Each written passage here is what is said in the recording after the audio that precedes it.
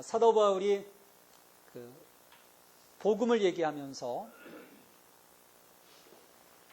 그 복음이 모든 사람을 구원하는 능력을 갖고 있다.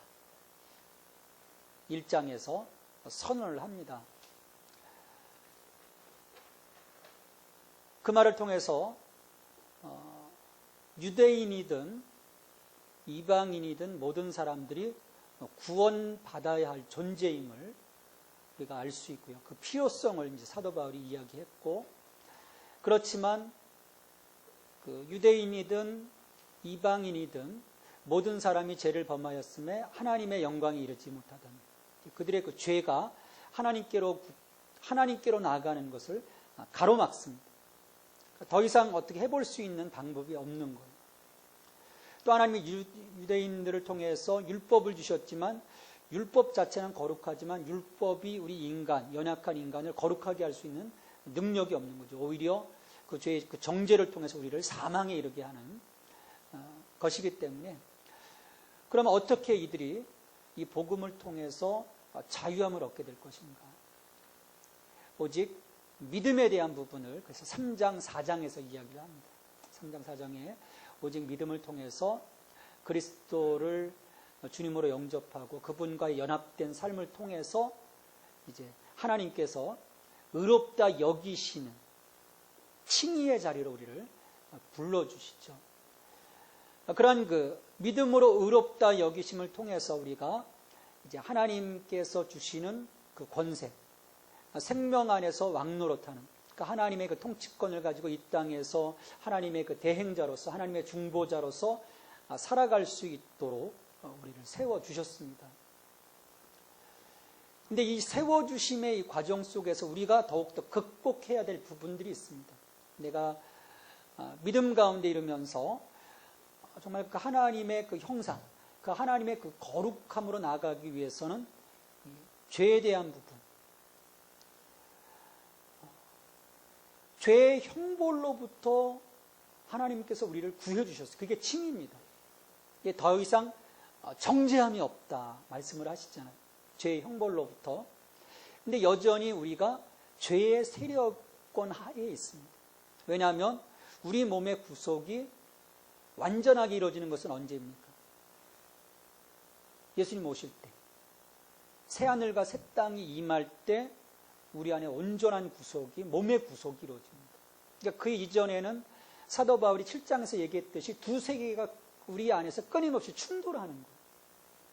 그래서 이 죄의 문제, 그리고 7장에서 말하고 있는 그 율법, 그러니까 자기 의를 통해서 뭔가 구원을 이루고자 하는, 자기 의를 세우고자 하는, 거룩함을 이루고자 하는 그 부분을 이제 넘어서야 됩니다.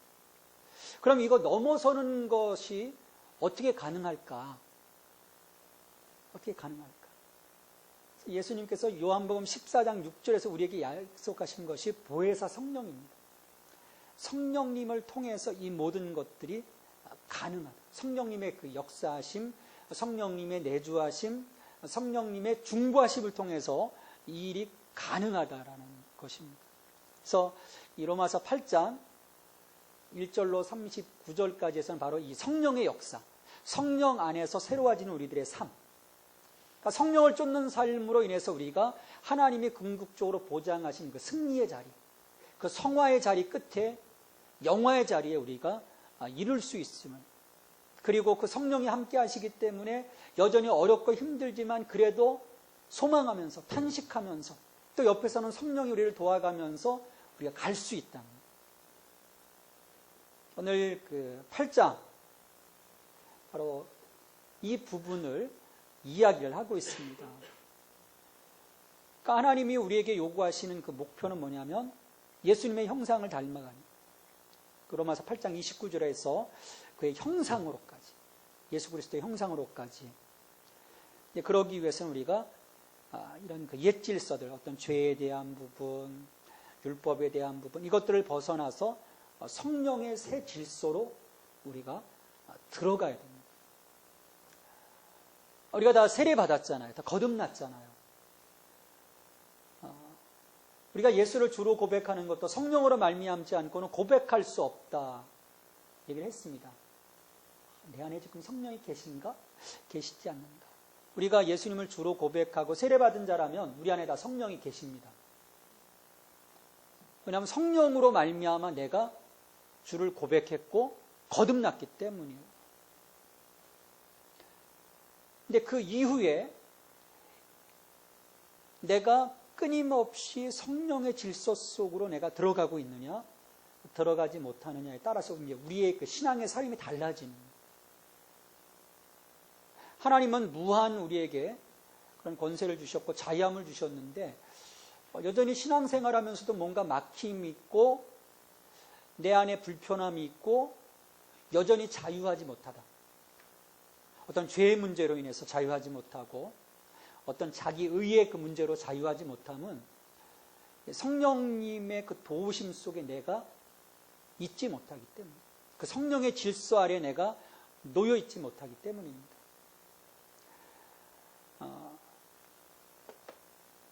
그래서 사도 바울은 8장에서 성령을 통해서 이 그리스도 안에서 갖게 되는 이 구원에 대한 확신, 또 성령 안에서의 승리의 삶, 이것을 아주 확신 있게 노래하고 있어요. 여러분이 쉬운 말로 하면 성령님과 친해지셔야 됩니다. 그래야 우리의 신앙의 삶이 재미있어지고요. 그래야 우리의 그 신앙의 삶이 능력이 또 열매들이 나타나기 시작합니다. 내가 뭔가 드라이하다, 뭔가 무의미 건조하다, 내 신앙이. 그럼 이제 성령님과의 전선에 문제가 있는 거예요. 8장을 보면 정말 위대한 성령의 역사와 또 우리의 그 구원과 우리의 승리를 이끌어 가시는 그 하나님의 사랑을 아주 진하게 감동적으로 느낄 수 있어요. 이 8장을 읽어보면 우리가 그 다음부터는 든든해져야 됩니다. 이야, 우리가 이렇구나. 마음이 든든해야 합니다. 전체 그 8장 구조를 보면 1절로부터 11절, 그 다음에 12절부터 17절, 18절부터 25절, 26절부터 39절. 7절까지. 전반부에서는 성령 안에서 누리게 될 그 자유에 대해서 얘기를 합니다. 그래서 첫 번째, 정죄로부터의 자유.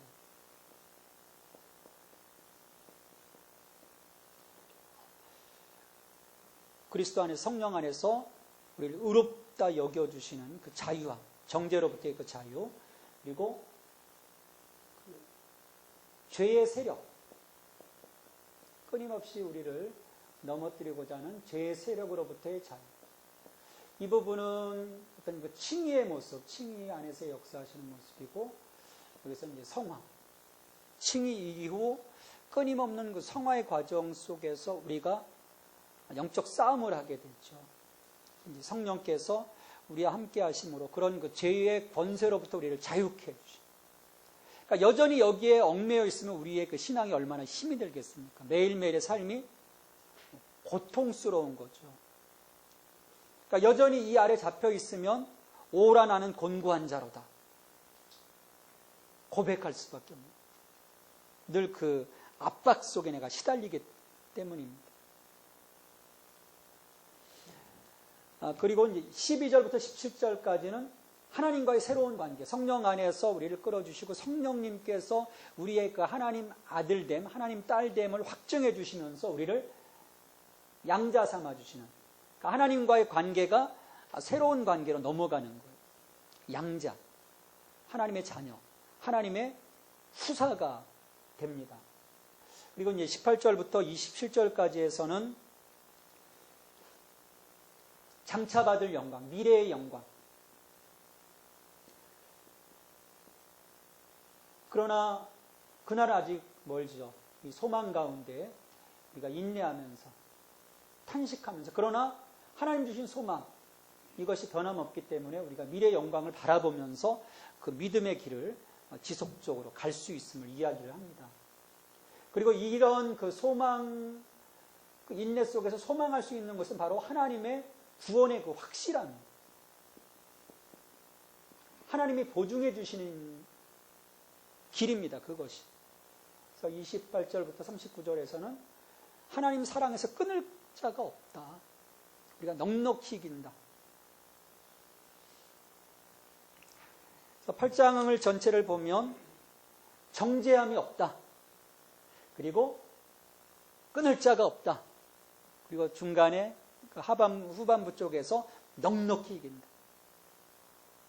이 8장은 우리의 마음을 든든하고요, 아주 훈훈하게 만듭니다. 그래서 이 로마서 8장을 아주 굉장히 중요하게 사람들이 여러분들이 오늘 그렇게 공부하시고 이 8장 말씀을 다시 한번 묵상을 깊이 해보십시오. 그러면 이 믿음에 있어서 이 자신감이 충만해집니다. 정말 이렇구나. 그러니까 결국 그리스도인의 삶은 뭡니까? 제자의 삶은 뭐겠어요? 성령과 떨어져서는 이루어질 수 없는 거예요. 성령 안에서 유지되어지고 성령 안에서 혈기를 띠게 되고 성령 안에서 지시받게 되고 성령을 통해서 풍성하게 되는 삶입니다. 그래서 성령 충만하라고 하는 이유가 거기에 있습니다. 성령이 어떤 예속대라는 것이 아니에요. 성령 안에서 누리는 것들이 너무나 많기 때문에 성령에 이끌리는 삶을 성경은 이야기합니다. 성령 충만하라. 성령 충만을 받으라.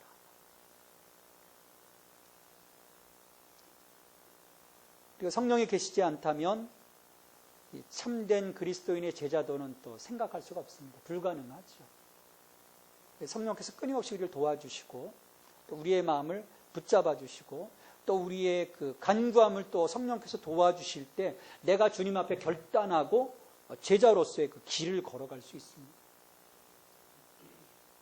우리가 이 로마서를 마치게 되면 또 사도행전을 할 겁니다. 성령행전이라고 하죠. 성령 안에서 교회가 어떻게 세워져 가고 또 제자로서의 삶을 우리가 어떻게 살아가야 되는지. 그리스도의 제자도 성령과 뗄 수가 없는 것입니다. 그리고 이런 성령께서 제가 말씀드렸던 것처럼 우리가 하나님의 후사임을 확증해 주십니다. 성령이 증언하신다 말씀을 합니다.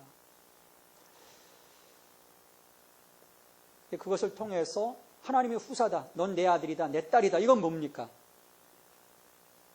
하나님 뭘 이루어주시기 위해서 넌 내 딸이다, 내 아들이다 하셨을까요?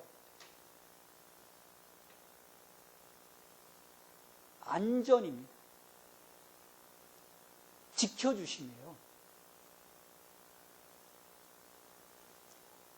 그러니까 8장 전체에서의 어떤 흐름을 보면 하나님이 성령 안에서 그리스도 통해서 우리를 자유케 해주셨고 또 하나님의 아들됨을 선포해 주셨고 그리고 그 하나님의 후사, 하나님의 그 자녀로서 하나님께서 그들을 사랑해 주시고 끝까지 이끌어가 주실 것을 보장에 대한 약속을 해 주시는 부분입니다. 그래서 우리가 이 8장을 내 마음속에 새긴다면 결코 우리가 이 땅을 살아가면서 어떤 패배자의 삶이 아닌 성공자, 그러니까 어떤 세상적인 성공이 아니라 믿음 안에서 이기는 자로서의 삶을 살아갈 수가 있습니다. 우리가 구체적인 그 내용들을 좀 보면 1절로부터 11절까지가 성령을 통한 이제 구원의 기쁨이죠. 여러 가지 그 속박으로부터 우리를 이제 자유해 주셨기에 그 해방을 우리에게 주셨기 때문에 성령 안에서 누리는 그런 그 기쁨이 있습니다. 첫 번째가 율법으로부터의 자유입니다. 율법으로부터의 자유. 7장에서 이제 율법을 이야기했어요. 율법이 하나님께서 주신 것이지만 그것이 오히려 우리를 속박하는 결과였다 얘기를 합니다. 왜냐하면 율법의 그 정죄 기능의 그 틈을 죄가 타고 들어가서 우리로 하여금 그 정죄 앞에 노출되도록 만드는 거예요. 왜냐하면 우리가 율법을 온전히 지킬 수가 없지 않습니까? 그런 이유로 인해서 우리가 율법 아래 내가 뭔가 해보려고 하는 자기의 의를 통해서 뭔가 하나님 앞에서 나를 세워가려고 하는 그 헛된 노력들, 그것이 우리의 그 신앙에 굉장한 데미지를 줍니다. 우리가 신앙생활을 잘못하다 보면 그 도덕주의에 빠질 그런 그 염려가 있어요. 뭔가 내가 하나님 앞에서 선한 일을 해야 된다는 생각, 내가 뭔가 해야 된다는 생각, 그러니까 짐을 많이 지게 되는 거죠. 근데 또 그런 율법적인 그 신앙을 갖고 계신 그 목사님들 밑에 있다 보면은 그런 짐들을 막 굉장히 많이 얹혀줍니다. 그 자유함보다는요, 얽어매는 거예요. 사도 바울은 여기에 대해서 이 율법으로부터의 자유함에 대해서 1절로부터 4절까지 해서 얘기를 합니다. 8장 1절 보면 그러므로 이제 그리스도 예수 안에 있는 자에게는 결코 정죄함이 없나니. 1절이 복음의 핵심입니다.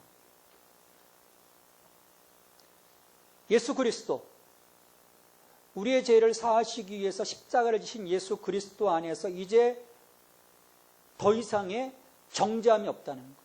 왜? 예수 그리스도께서 내 죄를 대속하셨기 때문에. 그분의 대속 사역을 통해서 율법의 요구를 이루셨기 때문에 정죄함이 없다. 여러분, 이게 복음의 핵심입니다.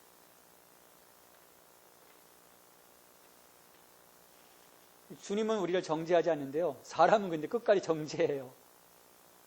여기서 우리가 벗어나야 됩니다. 정죄하지 말고.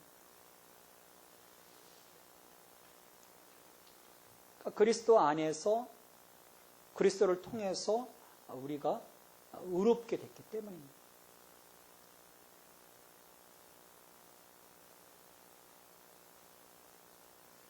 그러니까 우리의 모든 행동에 대한, 우리의 모든 어떤 죄에 대한 부분을 주님이 져주신 거예요.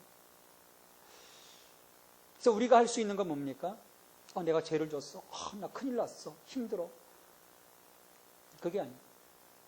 이미 대속해 주셨고 정죄함이 없다고 했기 때문에 우리가 해야 될 일은 뭡니까? 그 다음에 내가 뭔가 연약함 가운데 하나님 앞에 범죄했다면, 죄를 범했다면, 사람과의 관계에서 내가 죄를 범했다면 회개하면 됩니다.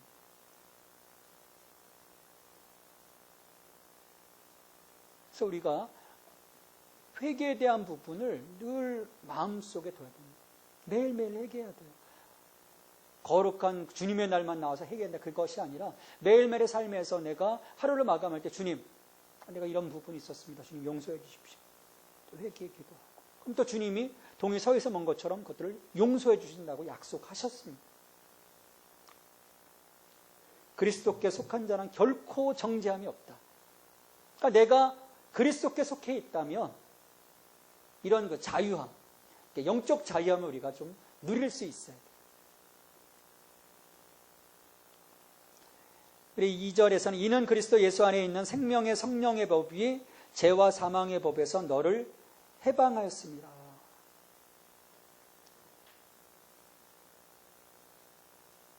그러니까 칭이나 성화를 위해서 더 이상 율법에 의지하는 일이 필요 없다는 거예요. 왜? 이미 그 복음을 통해서 우리가 이것들 넘어섰기 때문입니다. 자, 그렇다면 복음은 이 율법의 정죄함으로부터 우리를 어떻게 해방시킬까? 오늘 그 말씀에 보면 3절에 보면 율법이 육신으로 말미암아 연약하여 할 수 없는 그것을 하나님은 하시나니 말씀을 합니다. 그러니까 율법은 이 죄에게 종로로 타는 육신으로 하여금 율법 자체의 요구를 이루게 할 수 없습니다. 단지 우리의 어떤 연약함만, 우리의 참 그 죄의 모습들만 이렇게 드러낼 뿐이지 그것을 다 이룰 수가 없어요. 그러니까 우리 스스로 깨닫게 해주는 거예요. 우리가 참 이렇구나. 우리가 정말 나약하구나. 그렇기 때문에 우리가 인간이 스스로의 힘으로 율법의 요구를 이루어보겠다고 하면 할수록 어떻게 되겠습니까? 점점 좌절감에 빠질 수밖에 없는 거예요. 그래서 제가 서두에서 말씀드렸던 것처럼 7장 24절에서 사도 바울이 고백하잖아요. 오호라 나는 곤고한 자로다. 이 사망의 몸에서 누가 나를 건져내려.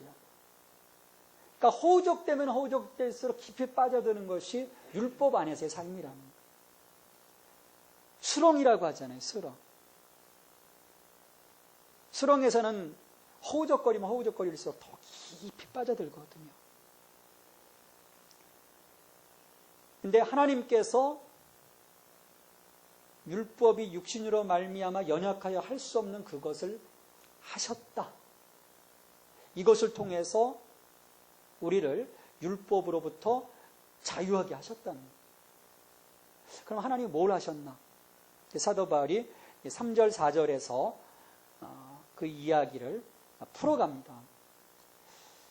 3절, 4절 보면 율법이 육신으로 말미암아 연약하여 할 수 없는 것을 하나님은 하시나니 곧 죄로 말미암아 자기 아들을 죄 있는 육신의 모양으로 보내어 육신의 죄를 정하사 육신을 따르지 않고 그 영을 따라 행하는 우리에게 율법의 요구가 이루어지게 하려 하십니다.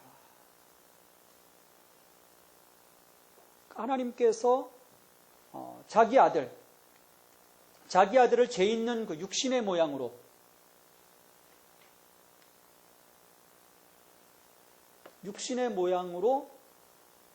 이 땅 가운데 보내주셨어요. 그리고 육신의 죄를 정하셨다.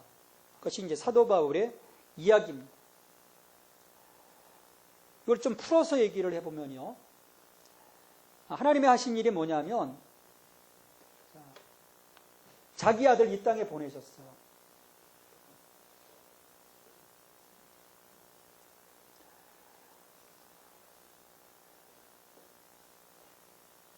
참 하나님이십니다. 참 하나님이신데 그 아들을 이 땅 가운데 우리의 모습으로 보냈다는 거예요. 그러니까 모양이 아닙니다. 똑같은 우리의 인성. 그러니까 우리 주님에게는 두 가지가 동시에 있는 거예요. 참 하나님이시면서 참 인간으로 이 땅 가운데 오셨다는 거예요. 참 하나님이라고 하는 부분은 뭐냐면 죄가 없으셨다는 거예요. 우리는 본래 아담의 후예입니다. 아담의 후예는 태어나는 그 순간부터 그 죄의 DNA를 갖고 태어나는 거예요. 근데 죄의 그 육신의 모양으로 오셨는데 그러면은 그 죄의 인간으로서는 우리의 죄를 대속하실 자격이 없습니다. 흠이 없어야 우리를 위한 대속제물로 하나님께 드려질 수 있잖아요. 그러니까 참 하나님이시라고 하는 것은 죄가 없으시다는 거예요. 그런데 또 참 인간이라는 거예요. 왜냐하면 인간의 모양으로 오시면 우리를 대신해서 대속된다는 것은 거짓된 거잖아요. 이게 신비입니다. 하나님께서 이 땅에 아들을 보내셨다는 거. 근데 그분의 인성은 진정하고 동시에 죄 없는 분이시라는 거. 그래서 그 속죄자로서의 자격을 갖추시고 이 땅에 오셨다는 겁니다. 그래서 그 아들을 통해서 우리 인간의 죄를 정해 주시는 거예요. 대속해 주시는 거예요. 그러니까 이것을 통해서 율법의 요구를 이루신 거예요. 그리스도를 통해서 그 일이 이루어지지만 내가 그리스도와 함께 연합하고 그분의 내가 세례를 통해서 그분의 부활, 그분의 십자가, 그분의 승천과 동일시되어짐으로써 그 주님이 행하시는 것들을 다 내 것으로 가져오는 겁니다. 그래서 세례의 사건이 중요합니다. 세례 안에서 이루어지는 거예요. 그분과 연합되었을 때 그분이 행해서 우리에게 주신 그 모든 것들을 다 내가 누릴 수 있게 됩니다.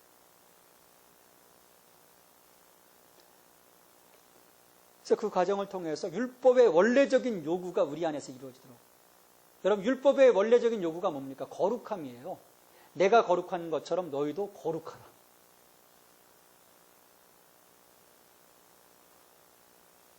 너무 높잖아요. 내가 거룩한 것처럼 너희도 거룩하라. 하나님이 원하시는 상태. 근데 예수 그리스도께서 이 땅에 오셨고 우리를 위해서 대속하심으로써 그 율법의 요구가 이루어집니다. 내가 그분과 연합함을 통해서 그 모든 효력을 내가 다 나의 것으로 가져오게 됩니다.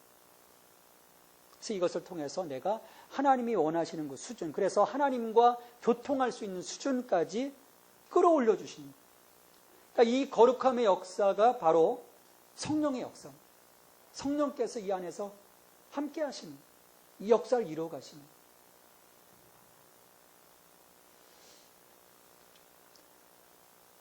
그러니까 내가 칭의 받았지만, 의롭다 여김을 받았지만, 제가 말씀드렸던 것처럼 죄 형벌에 대한 정죄이잖아요. 이제 죄 없다이지 제가 아직도 죄의 권세 가운데서 자유하다는 것이 아니에요.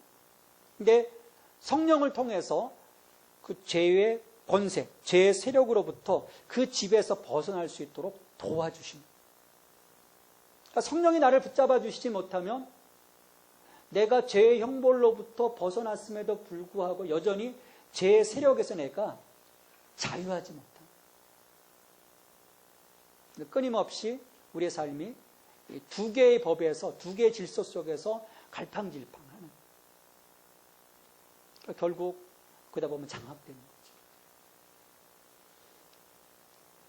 자, 사도 바울은 이처럼 그 성령의 역사하심을 통해서 우리가 이런 그 죄의 권세로부터 자유함을 주리도록 하셨지만 여전히 이 땅 가운데 두 개의 질서가 있다는 거예요.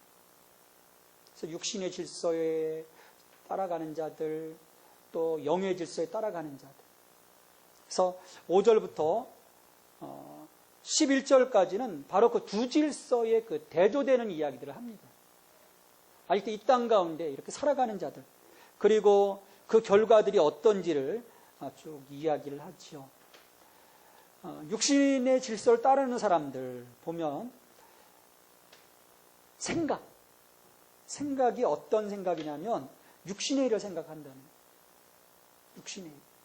육신을 따르는 자는 육신의 일을, 영을 따르는 자는 영의 일을 생각하나니. 육신의 일이라는 게 뭐겠습니까? 육신의 욕구죠. 내가 누리고자 하는 그 모든 것들. 이 땅에서. 육체적인 욕구들. 또 성령의 질서를 따르는 사람은 뭡니까? 성령을 따라 산 자는 성령의 일, 성령의 욕구. 성령의 욕구는 뭡니까? 하나님의 거룩함을 이루어가는 거잖아요. 그래서 우리가 끊임없이 위를 바라보게 되고 하나님을 바라보게 되고 영생을 바라보게 되고, 근데 육신의 질서 속에 있다 보면 여전히 내 생각이 뭐로 가득 차 있겠습니까? 이 세상의 것들로 가득 차 있는 거예요. 오늘은 무엇을 할까? 뭘 마실까? 무엇을 먹을까? 근데 하나님은 그 염려하지 말라잖아요. 너희는 먼저 그의 나라와 그의 의를 구하라. 그러니까 그 성령의 질서를 따라가는 자와 육신의 질서를 따라가는 자의 그 시선이 다른 거예요. 그러니까 끊임없이 내가 육신의 질서를 따라가고 있으면 지금 내 만족함을 찾는 거예요. 이 땅을 바라보면서. 그러니까 내 시선이 어디에 있느냐. 거기에 따라서 지금 내가 어느 질서 속에 있느냐. 그게 이제 구별이 되죠. 여러분 어떻습니까? 지금 어느 질서 속에 있습니까? 무엇을 마실까, 무엇을 먹을까, 무엇을 입을까 염려하며 지금 이 땅의 것들을 바라보고 있습니까? 아니면 너희는 먼저 그의 나라와 그의 의를 구하라. 하늘의 것들을 바라보고 있습니까? 근데 놀라운 것은요, 내가 하늘의 것을 바라보고 있으면 이 땅에서 내가 누려야 할 것들을 누가 책임져 주십니까? 하나님이 책임져 주십니다. 너희는 먼저 그의 나라와 그의 의를 구하라. 그리하면 이 모든 것을 너희에게 더하여 주시리라. 또 이런 그 두 질서의 궁극적인 결과, 하나는 생명, 하나는 사망이에요. 6절에 보면 육신의 생각은 사망이요 영의 생각은 생명과 평안이니라. 사망과 생명. 궁극적인 결과예요. 우리가 어디를 쫓아가야 될 것인지, 사망을 쫓아갈 것인지, 생명을 쫓아갈 것인지. 그리고 하나님을 향한 태도. 육신의 질서를 따라가는 사람들은 끊임없이 하나님과 원수가 됩니다. 육신의 생각은 하나님과 원수가 되나니 이는 하나님의 법에 굴복하지 아니할 뿐 아니라 할 수도 없습니다. 하나님의 법에 순복하지 않는 것, 굴복하지 않는 것, 반대편에 서 있는 원수. 반대로 성령 안에 있는 자들, 만일 너희 속에서 하나님의 영에 거하시면 너희가 육신에 있지 아니하고 영에 있나니 누구든지 그리스도의 영이 없으면 그리스도의 사람이 아니라. 신령한 삶을 살게 되는 거, 하나님 편에 서게 되는 거죠. 거룩함의 자리에 서게 되는 거. 그래서 그리스도인으로 인정받게 되는 거. 그리고 육신의 생각은 하나님을 기쁘게 할 수 없다. 8절에 보면 하나님을 기쁘시게 할 수 없다. 왜? 하나님의 뜻과는 무관한 것이니까. 하나님은 지금 먼저 그의 나라와 그의 의를 구하는 그 마음, 하늘의 것들을 바라보고 신령한 것들을 바라보고 영생을 바라보고 생명을 바라보고 살아가기를 원하시는데, 저는 엉뚱한 것 바라보고 이 땅의 것들 바라보고 사명을 바라보고 어떤 육신의 그 욕구를 따라가고, 하나님이 기뻐하실 수 없는 거죠.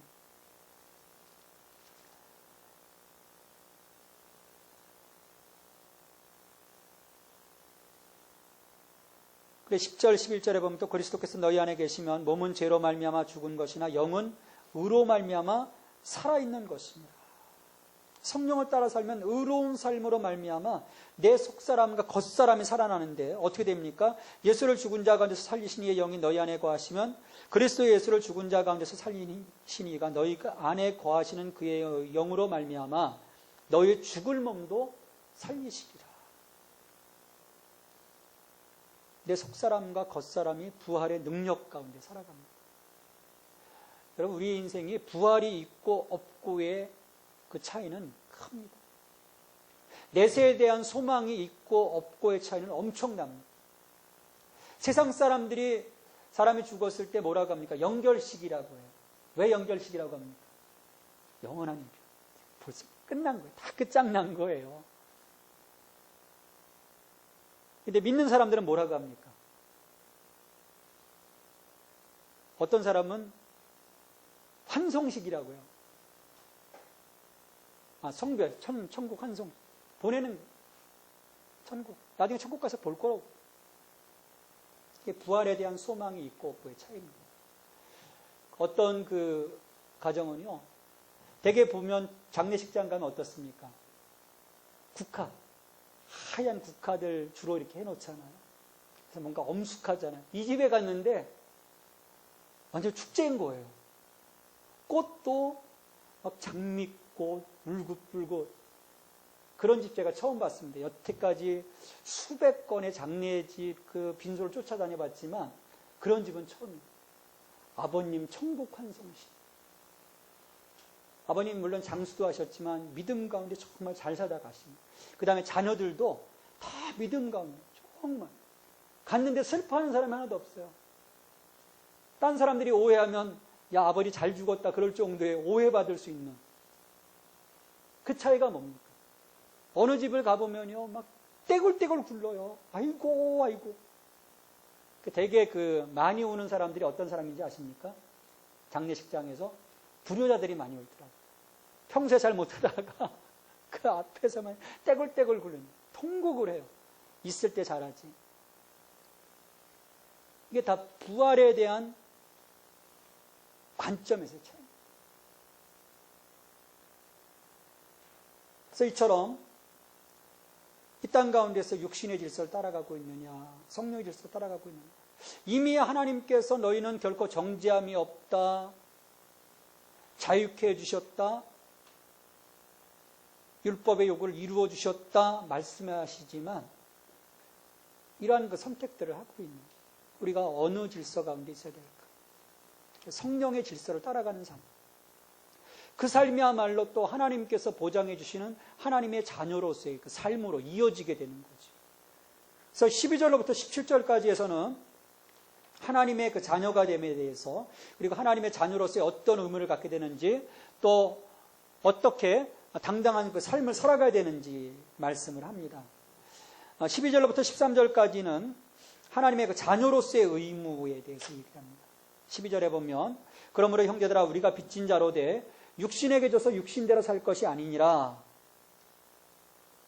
그리스도인은 육신에 더 이상 매여 있지 않다는 그의 삶이 이미 그리스도로 말미암아 해방되었다. 육신의 요구, 육체의 요구로부터 해방되었다. 율법의 요구로부터 해방되었습니다. 그래서 죄의 세력 앞에서 당당함으로 살아가라고 하는, 더 이상 거기에 대해서 종으로서 살지 말라 말씀을 합니다. 육신대로 살 것이 아니다. 지지 말라는 거예요.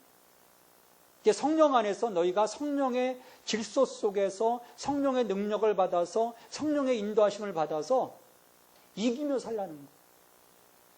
여러분, 우리가 좀 이런 자존감을 좀 세워가야 됩니다. 우리가 믿음 가운데 있다고 하면서도 이 자존감이 떨어지는 경우들이 참 허다해요. 여러분 어떻습니까? 자존감, 영적인 자존감, 내가 하나님의 아들됨, 하나님의 딸됨에 대한 자존감이 높습니까? 높아야 돼요. 그래야 나아가서 우리가 정말 당당하게 살아갈 수 있습니다. 그래서 내가 육신대로 살지 않기 위해서는 영으로서, 그러니까 성령으로서 몸의 행실을 죽여야 합니다. 너희가 육신대로 살면 반드시 죽을 것이로되 영으로서 몸의 행실을 죽이면 살리니. 그러니까 몸의 지체를 죄에게 더 이상 드리지 말고 하나님께 드리라. 의의 병기로. 우리 로마서 6장 11절 14절에서 의의 병기, 불의의 병기에 대한 부분이 나오잖아요. 더 이상 불의의 병기가 아닌 의의 병기로 하나님께 드리라. 하나님의 거룩함을 위해서 싸우는 무기가 되라는 거예요.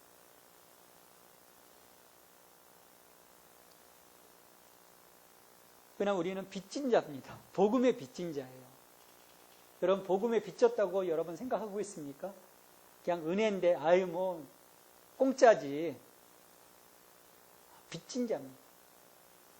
우리가 은혜의 빚진 자예요.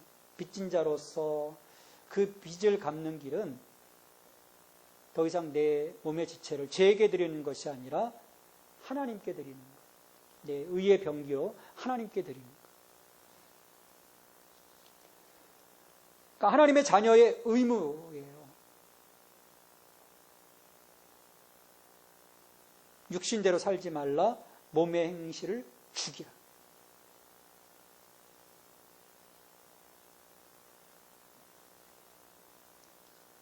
그러면서 14절, 17절에서는 그 하나님의 아들로서의 그 당당한 삶에 대해서 말씀을 합니다. 무릇 하나님의 영으로 인도함을 받은 사람은 곧 하나님의 아들이라. 내가 지금 하나님의 영으로 인도함을 받고 있다면 나는 하나님의 아들, 하나님의 딸이라는 거예요. 그러니까 성령 가운데 내가 있느냐, 없느냐. 그러니까 나를 하나님의 아들됨, 나를 하나님의 딸됨으로 확증해 주시는 것, 그 마커는 뭐냐면 성령. 내가 성령 안에 있느냐. 없으면 가짜인 거예요. 가짜. 양자의 영을 받았다. 무릇 하나님의 영으로 인도함을 받는 사람은 곧 하나님의 아들이라. 너희는 다시 무수하는 종의 영을 받지 아니하고 양자의 영을 받았으므로 우리가 아빠 아버지라고 부르짖느니라. 양자의 영. 그래서 우리로 하여금 아빠 아버지라고. 그러니까 이 유대인들이 하나님을 친밀하게 기도하며 부를 때 아바 아버지. 우리나라 이 아빠, 아바 참 비슷하잖아요. 히브리어가 아바인데 우리는 아빠예요. 만약 그 4-5살짜리 아이가 와서 아빠하고 안기는 거하고 아버님하고 안기는 거하고 그 친밀도가 어떻습니까? 엄마하고 와서 안기는 거하고 어머님하고 안기는 거하고 이거는 징그러운 거예요. 아빠 하나님, 아바 하나님. 내가 바로 성령 안에서 양자로 인침을 받았기 때문에 그 자격을 주십니다. 하나님을 친밀하게 부를 수 있는 자격. 이 하나님을 함부로 못 불렀어요. 그래서 우리가 여호와 하나님이라고 하는데 또 요즘은 야훼 하나님이라고도 하는데 하나님의 이름을 잃어버렸습니다. 성문 사문자라고 하는 건데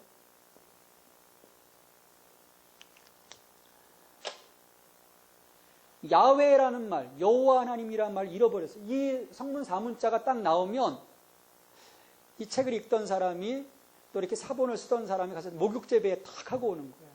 이 신성 사문자만 남아요. 그래서 이걸 대신 뭐라고 썼냐면 그냥 주님으로 아도나이로 바꿔버렸어요. 아도나이. 주님. 그러다 보니까 어느 날 하나님의 이름을 사람들이 잃어버린 거예요. 하도 아도나이로 바꿔서 읽다 보니까. 요즘 이제 그 성사학자들이 우리 성경에는 지금 여호와로 나와 있는데 야훼일 것이다. 그렇게 얘기를 하고 있습니다. 그만큼 하나님의 이름을 함부로 부를 수가 없었던 거예요. 그런데 그 하나님을 향해서 너희들로 하여금 아빠, 아버지라고 부를 수 있도록 특권을 주신다는 거예요. 이건 대단한 사건입니다. 이 구약의 율법 가운데 있던 사람들, 유대인들에게는 이거는 혁명적인, 완전히 이거는 신성모독인 거예요. 하나님이 이런 특권을 주신 거예요. 아빠, 아버지라고 우리가 기도할 수 있도록, 부르며 기도할 수 있도록. 성령이 친히 하나님의 자녀인 것을 이제 증언하신다. 16절에서 얘기하고, 17절에서는 하나님의 상속자가 된다. 그래서 양자가 된다고 하는 것은요, 그 새 가정 속에, 새 가정의 질서에 들어온다는 뜻이에요. 새 가정. 하나님의 질서 속에 우리가 들어간다는 거죠. 전에는 어디의 질서 속에 있었습니까? 세상의 질서 속에 있었어요. 그러니까 다 벗어버리는 거예요. 그러니까 이 로마법의 양자법은요, 대단합니다. 네로도 양자예요. 친아들이 아닙니다. 근데 전대 황제가 양자로 데려다 놓고 네로로 하여금 수록해 해서 황제가 되게 했어요. 대단한 거잖아요. 적통이 아닌 양자가 황제가 된, 그만큼 이 로마의 양자법은 대단합니다. 새 아버지로부터 권리와 특권을 다 받는 거예요. 그러니까 우리가 하나님의 양자가 되었다고 하는 것은 그 권리, 특권, 그걸 다 받는 거죠. 그리고 내가 있었던 옛 가정의 의무로부터 벗어납니다. 끝나는 거예요. 호족에서 폐간. 그리고 이제 그 속에서, 그 새 가정 속에서 이제 의무를 다해야 하는 거예요. 이게 양자법. 그래서 우리가 옛 질서 속에 있었지만 성령 안에서 우리를 새로운 은혜의 질서, 하나님의 그 자녀로서 살아갈 수 있는 그 자리로 우리를 불러주셨습니다.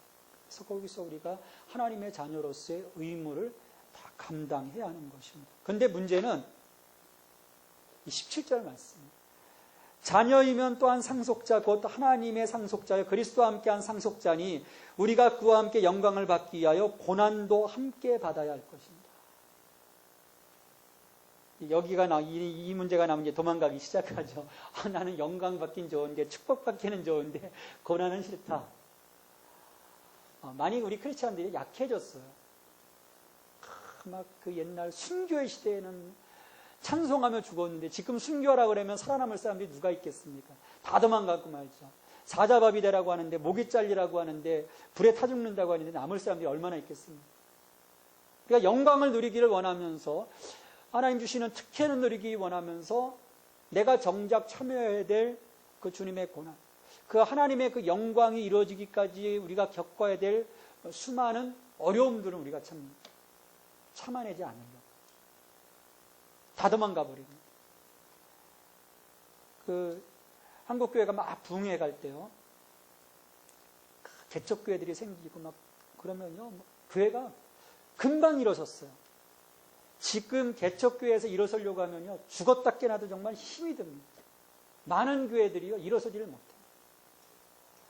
교회를 건축하잖아요. 요즘 며칠 전에요, 부동산에서 편지가 왔어요. 저쪽 그 강동에 있는 어느 교회인데 교회가 부도가 난 거예요. 단독 건물인데 그거 사지 않겠냐고, 좋은 물건이니까 사라고. 이 개척교회 목사한테 또 땅을 사라고 또 보낸 거예요. 제가 사면 또 저는 또 망하겠죠. 헌신하는 사람들이 없는 거예요. 과거에 우리 장로님들이 되시고 권사님들이 되시면 교회를 진다. 그러면요, 집을 헌신했어요. 세상 그런 일이 요즘 어디 일어납니까? 건축한다고 하면요, 장로님부터 다 도망가 버리기 시작해요. 제가 아는 교회도 보면 건축한다고 하니까 도망가 버리는 거예요. 헌신하려고 하지 않습니다. 그 고난에 동참하려고 하죠. 이러면서 점점 우리의 믿음이 약화되는 거죠. 우리가 누릴 수 있는 하나님의 놀라운 그 역사들을 우리가 누리지 못합니다.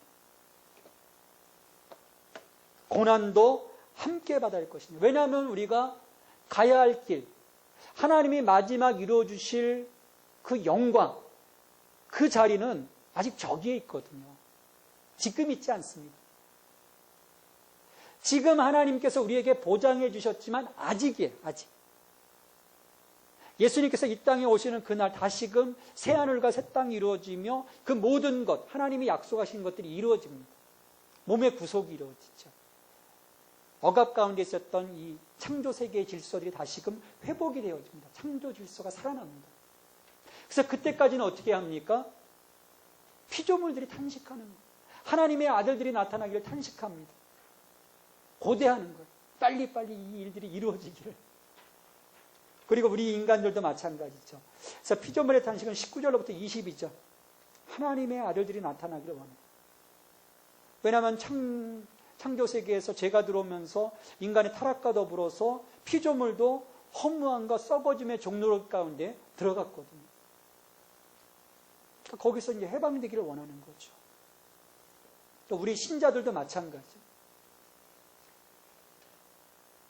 아직 목표점에 우리가 이르지 못했습니다. 여겨주신 거예요. 의로 여겨주신 거예요. 몸의 구속까지는 아직도 많은 날들을 우리가 기다려야 됩니다. 그래서 그 보지 못하는 것들을 바라면서 참음으로 기다리는 거예요. 탄식하며, 기도하며, 소망하며.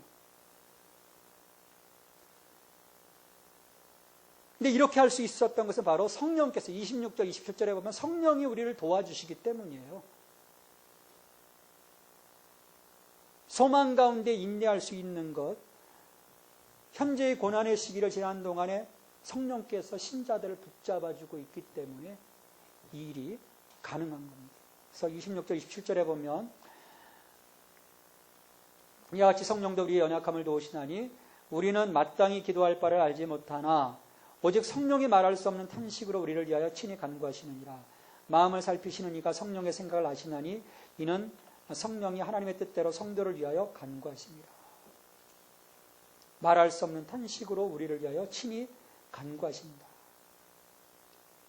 하나님의 뜻대로 성도들 위해서 간구하십니다. 이런 경험들이 있으실 거예요.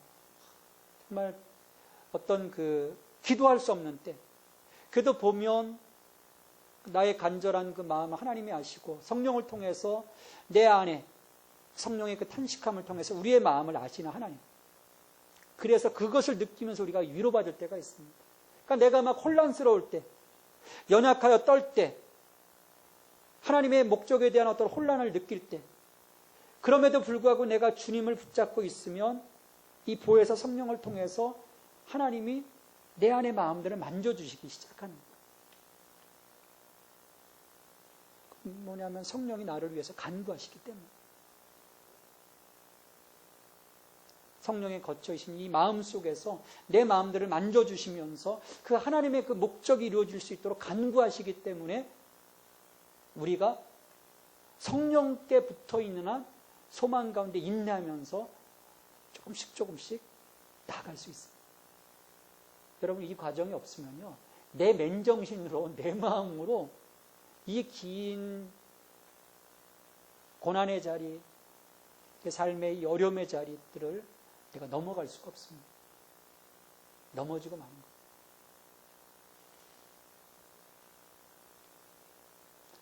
그래서 우리가 기도할 때 성령의 도우심을 간구해야 합니다. 성령께서 나를 도와서 기도하실 수 있도록, 내 마음이 주를 바라볼 수 있도록, 하나님의 그 목적을 발견하고 그 목적에 내가 순종할 수 있도록. 그러니까 성령이 간구하심으로써 내 마음이 하나님 편으로 돌아서게 되는 거예요. 그것들을 보게 되는 거죠. 느끼게 되는 거죠.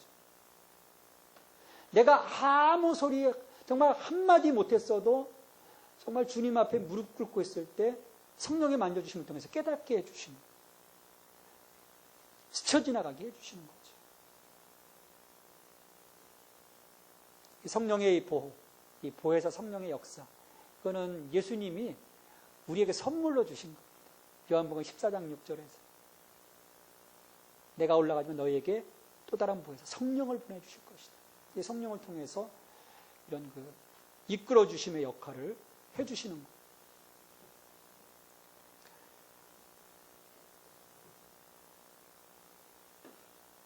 그러니까 결국 하나님은 28절 말씀에 보면 우리가 알거니와 하나님을 사랑하는 자 곧 그때로 부르심을 입은 자들에게는 모든 것이 합력하여 선을 이루게 하시느니라. 그러니까 우리의 그 탄식함 가운데서도 하나님은 그 모든 것이 합력하여 선을 이루어 가시도록 큰 그 구원의 물줄기를 쭉 잡고 가십니다. 이게 바로 대단한 것입니다.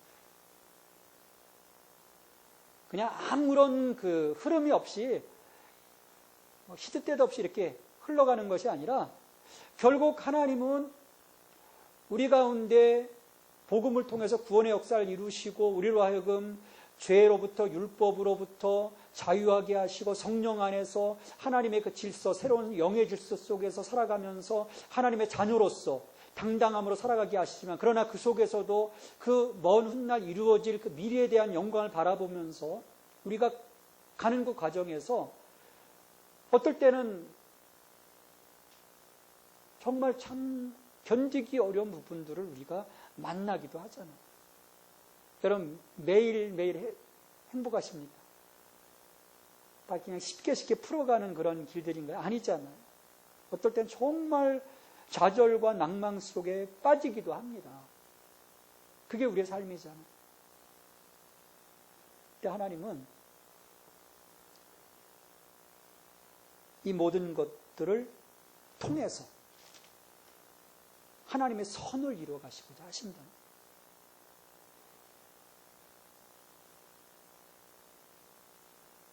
그래서 사도 바울은 이런 그 하나님의 큰 그림을 바라보면서 그 구원에 대한 확증, 우리가 부인할 수 없는 하나님의 그 확증을 28절부터 30절 어떻게 하나님이 우리의 구원을 이루어 가시는지 예지, 예정, 칭의,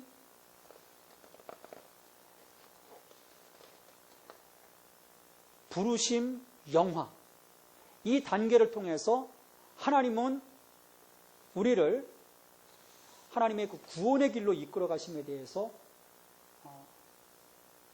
선언을 합니다. 29절에 보면 하나님의 미리 아신 자들 또한 그 아들의 형상을 본받게 하기 위하여 미리 정하셨으니 이는 그로 많은 형제 중에서 맏아들이 되게 하려 하심이니라. 또 미리 정하신 그들을 또한 부르시고 부르신 그들을 또한 의롭다 하시고 의롭다 하신 그들을 또한 영화롭게 하셨느니라. 예지, 예정, 부르신, 칭의, 영화. 물론 그 가운데 뭐 견인도 들어가고 어떤 그 10개의 단계까지로 나누기도 하지만 이 5가지 단계로 우리가 정리해 볼 수 있어요. 예지, 예정. 하나님이 아셨다는 거예요. 미리 아셨다는 거예요. 우리가 하나님이 미리 정하셨다는 거예요. 근데 이 예지, 예정이 나오기 시작하면 좀 마음이 불편해집니다. 사람들이. 그러면 뭐냐? 그러면 하나님이 구원받은 자들이 딱 정해졌다는 거냐? 그래서 이단들이 잘 사용하는 게 몇만 명입니까? 14만 4천 명. 대개 이단들이요, 이 14만 4천 명을 다 채우지 못하고 다 사라집니다. 이 14만 4천 명이 쉽지 않은 숫자인가 봐요. 예지정. 그러면 저 사람은 구원받은 자네? 예정하신 자. 보니까 예정하지 못하신 것 같아요. 그걸 말하는 걸까요? 예지, 예정. 우리의 자유를 제한하는 것을 의미하지 않습니다. 또 하나님의 독단적인 결정으로 인해서 어떤 사람들이 구원받을 수 있는 기회가 완전히 박탈되었다. 저 사람은 하나님의 버린 자야. 그것을 의미하는 것도 아니에요. 뭐냐면 이건 단순히 하나님이 어디로 그의 피조물들을 데려갈 것인지 아신다는 사실을 가리키는 거예요. 하나님 마음은 모든 사람이 다 구원받기를 원하시는 거예요. 누구는 구원하시고 누구는 구원하지 않고가 아니에요. 그래서 이 유대교, 이 9장부터 11장에서 이어지는 게 바로 그런 이야기입니다. 자, 그렇다면 이 하나님의 택하신 성민들, 여기에 대한 부분은 어떤 것이냐? 그럼 얘네들은 다 끝난 거냐? 그렇지 않다는 거예요.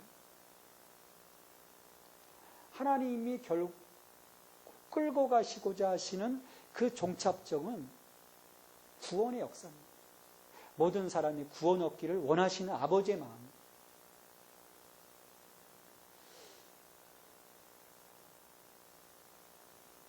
그러니까 마지막 종착지가 하나님의 목적 안에 분명히 있다. 하나님은 분명한 목적을 갖고 계신다. 그걸 보여주는 겁니다. 예지예정이라고 하는 것은. 그리고 우리 인간의 측면에서 보면 예지예정은 뭐예요? 이 구원의 과정을 다 갔어요. 그래서 내가 이제 마지막 점에서 돌아보는 거예요. 이야, 이 길 하나하나 보니까 모든 것이 합력하여 선을 이루어 가신 하나님을 보니까 야, 하나님이 나를 정말 예정하셨구나. 여기에서 보는 겁니다. 우리의 입장도. 하나님은 전체를 끝까지 하나님의 구원 역사를 위해서 끌고 가시겠다고 하시는 그 목적을 분명히 보여주시는 것이고, 우리는 이 마지막 지점 다 하나님의 은혜를 입고 살아간 그 마지막 정리의 자리에서 회고했을 때 하나님이 나를 아셨고 나를 예정하셨구나. 이게 정확한 예정론입니다. 쟤는 하나님이 정하셨고 쟤는 버렸고, 이거는 아주 위험한 발상입니다. 하나님의 주권적인 역사를 외면하는 거예요. 그래서 이 구원의 길이 너무나 확실하기 때문에 이것에 대해서 뭐라고 의심할 이유가 없다는 것입니다. 하나님이 우리를 구원하기로 작정하셨고 하나님은 우리를 영화롭게 하시기로 작정하셨다는 거예요.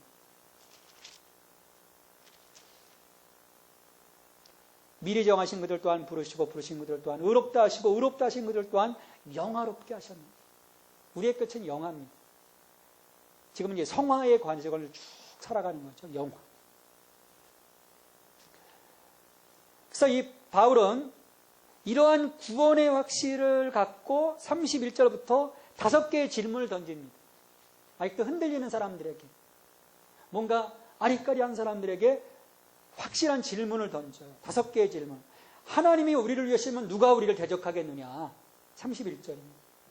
하나님이 우리를 대적하면 누가 우리를 대적하겠느냐? 대적할 수 없다는 거예요.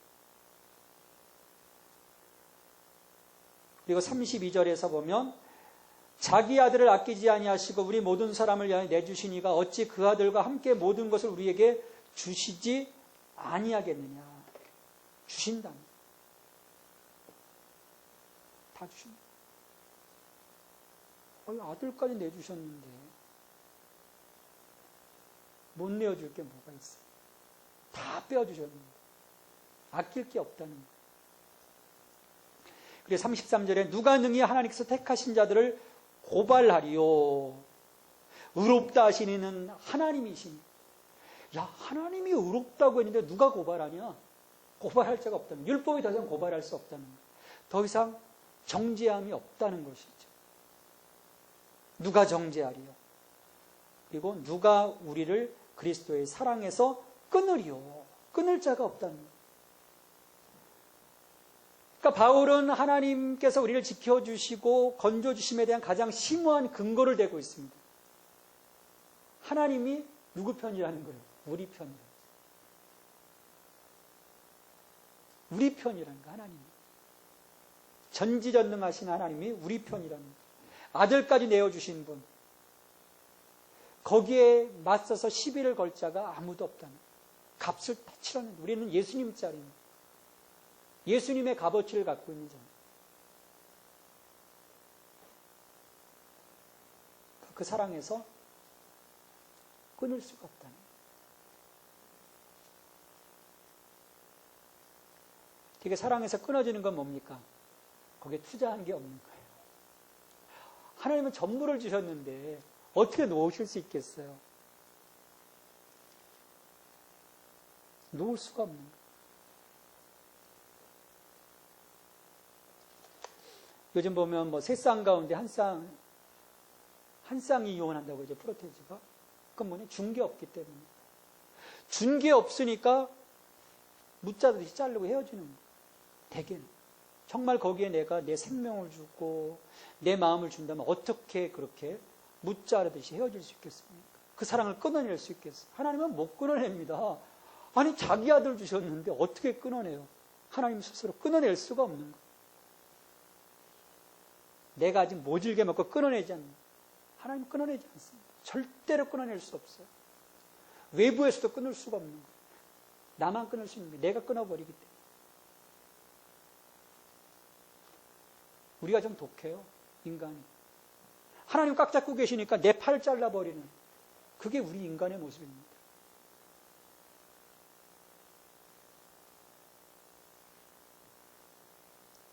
그래서 이 확실한 사랑이 있기 때문에 사도 바울은 마지막 38절, 39절에서 37절, 39절에서 승리의 노래를 부르죠.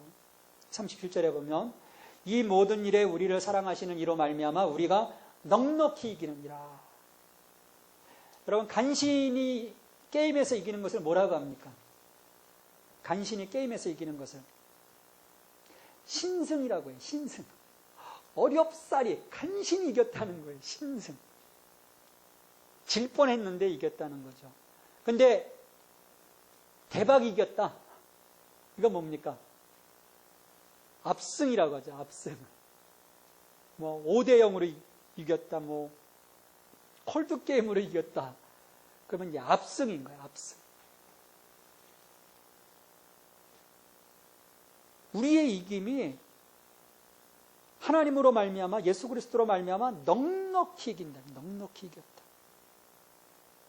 그러니까 로마서 전체 8장을 보면 우리를 정죄할 자가 없는 거예요. 우리를 끊을 자도 없는 거예요.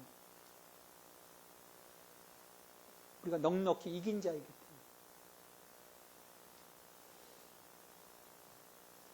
그리고 39절에 그리스도 예수 안에 있는 하나님의 사랑에서 끊을 수 없으리라. 그러니까 내가 예수 그리스도로 말미암아 의롭다 여김을 받고 성령으로 말미암아 인도함을 받는 하나님의 아들로, 하나님의 딸들로 내가 살아간다면 아직 그 미래의 그 소망을 바라보면서 여러 가지 어렵고 힘든 과정 하나하나를 넘어가지만 그럼에도 불구하고 그 자리에서 내가 두려워하거나 무서워할 이유가 없다는 거예요. 걱정할 이유가 없다는 거예요. 마지막은 하나님이 보장해주고 계시기 때문에 모든 것이 합력하여 선을 이루시는 하나님. 우리를 부르시고 우리를 의롭게 여기시고 우리를 영화롭게 하시는 하나님. 그 하나님이 우리를 붙잡고 계시기 때문에 우리는 이 승리가 보장되어 있기 때문에 또 어떤 누구도 이 삼위일체 하나님과의 관계를 훼손시킬 수 없기에 내가 하나님께 붙어있는 한 우리의 삶에 이런 하나님의 은혜, 하나님의 승리, 하나님의 보장이 우리 가운데 보증되어지는 것입니다. 그러면 이것은 기적을 주신 것, 이런 퍼펙트한 선물이 어디에 있습니까? 놀라운 선물을 주신 것. 그래서 내가 오늘도 성령의 질서 속에서 살아간다면 이러한 그 믿음 안에서 영적인 당당함을 가지고 그럼 오늘 내가 우리의 삶에서 하나님을 위해서 어떤 삶을 살아갈 것인가, 어떤 질서 속에서 어떤 모습으로 살아갈 것인지를 분명하게 나의 색깔, 영적인 색깔을 하나님께 보여드려야 합니다. 왜? 내가 하나님의 질서 속에 들어가 있잖아요. 양자 삼아주셨기 때문에. 근데 여전히 내가 그 살았던 옛날 그 자리에 그 삶의 모습을 가지고 그런 옷을 입고 있다면 어떻게 됐습니까? 그래서 우리가 그리스도로 옷 입어야 돼요. 내 질서가 성령의 질서로 변화되어지고 내 DNA가 하나님의 DNA로 변화되어져야 합니다. 그게 부름받은 자, 하나님이 세워주신 자의 모습이죠. 하나님의 복음을 통해서 우리를 구속해 주셨습니다. 그리고 오직 믿음으로 그 모든 이루어갈 수 있도록 하나님께서 해주셨어요. 그래서 죄로부터, 또 율법으로부터, 자기의로부터, 육신의 정욕으로부터 우리가 나를 단절시키고 오직 성령 안에서 우리가 살아갈 때 오늘도 하나님의 기쁨이 될 수 있고 또 우리가 우리에게 주신 권리, 생명 안에서 왕노릇하는 풍성한 믿음의 삶을 살아갈 수가 있습니다. 이 삶으로 오늘도 하나님께 기쁨이 되고 하나님께 영광이 되었으면 합니다. 오늘 말씀 생각하면서 우리 잠깐 좀 기도하겠습니다. 하나님, 우리에게 이처럼 귀한 사랑을 주셨고 우리를 붙잡아 주시는데 우리의 삶이 아직도 그 하나님의 그 자녀로서의 그 당당함을 가지고 살아가지 못할 때가 많습니다. 하나님, 성령 안에서 이런 그 깨달음을 주셨으니 이제 내가 하나님 앞에서 영적으로 당당하게 세속의 질서에서 나를 끊어내고 더 이상 죄의 세력 가운데 내가 지배를 받는 것이 아니라 성령의 질서 속에서 내가 성령의 열매를 맺어갈 수 있는, 그래서 하나님의 자랑이 되고 또 하나님의 그 대행자로서 하나님의 얼굴로서 부족함이 없는 저희들이 될 수 있도록 도와주시옵소서. 우리 잠깐 기도하고 제가 마무리 기도하고 마치겠습니다.